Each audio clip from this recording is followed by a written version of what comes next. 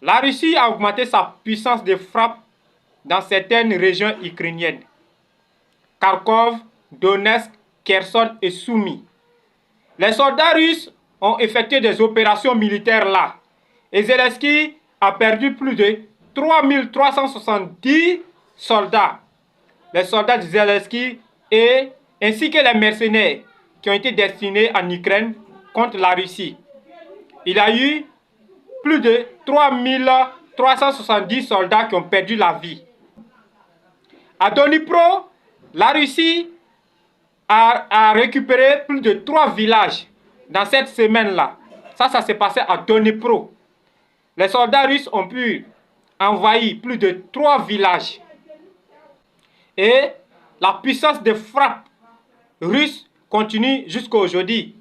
Il y a eu un grand affrontement entre les soldats russes et les soldats de Zelensky. Mais ce que nous savons déjà sur le bilan des soldats qui ont perdu la vie, il y a eu 3370 soldats du côté de Zelensky. Mais nous n'avons pas encore le bilan sur les soldats russes. Mais tout ce que nous savons, c'est que c'est une guerre, c'est un conflit armé. Tous les deux camps doivent avoir forcément les pertes de vie. Peut-être ça peut se dépasser le nombre. Mais c'est obligé que la Russie aussi ait des soldats tombés au front. Ça, c'est quelque chose qu'on ne peut pas éviter.